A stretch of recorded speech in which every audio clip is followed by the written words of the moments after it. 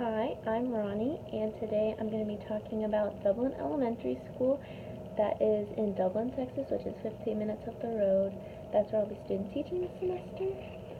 So, Dublin Elementary School is located at 701 North Thomas Street in Dublin. The school itself is a pre-K through 3rd grade school, and it has about 419 students.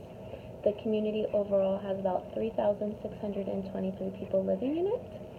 The racial profile of the community is 62.2% white, 0.5% African American, 35.3% Hispanic, 0.5% American Indian, 0.4% Asian, and 1% is 2 or more races. So things that are a stability of the community. The average median household income is about $43,237.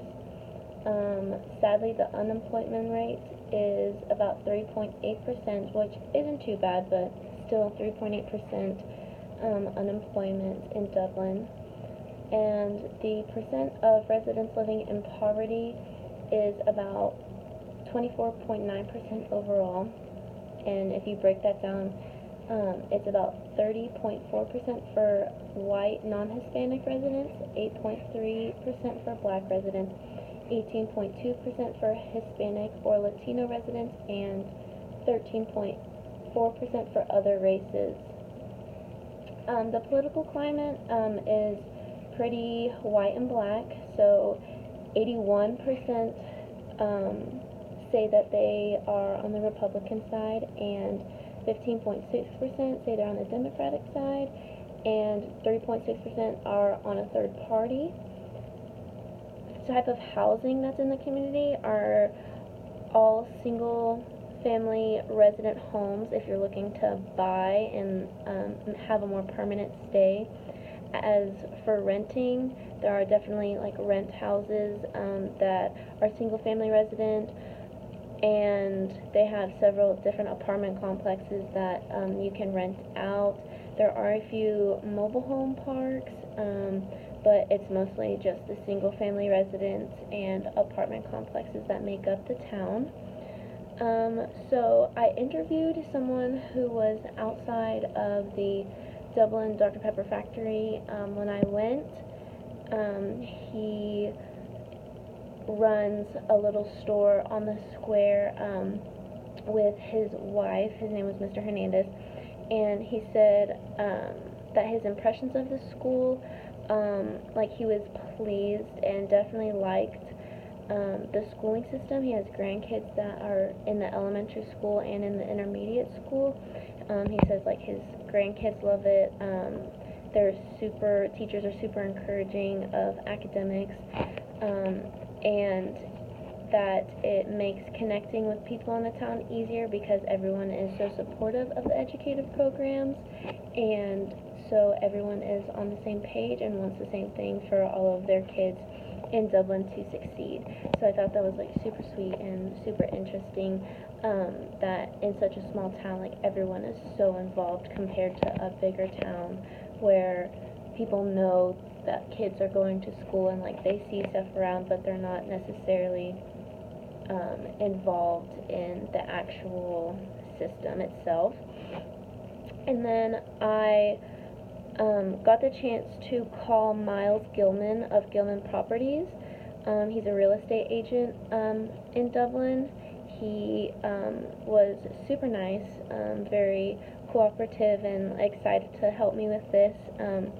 So asking about the average pricing of homes, he said that if you want a standard brick house, you're not going to find below $60,000. So it ranges from $60,000 on up, just depending on how many bed and bath you want. And then wood paneling, like on the outside of the house, those kind of houses can be as low as $30,000, just because there's not as much like upkeep. There's not as much supply, and it doesn't take as long to like build a house like that. So those can be as low as 30, and just depending on like renovations and stuff, they can go up and be worth a lot more later on. and he broke it down to me that the wood paneling on the houses on the outside, they normally charge about $60 per square foot, and the brick houses are about $80 per square foot. So also depending on the house size, that's kind of the layout you're going to find when it comes to pricing. And then the newspaper that they have is called the Dublin Citizen. I really enjoyed looking at this and seeing what was going on. So last week there were 3 students who together took the #2 spot in the Big Country Top 10 Players of the Week for sports. So I thought that was super interesting.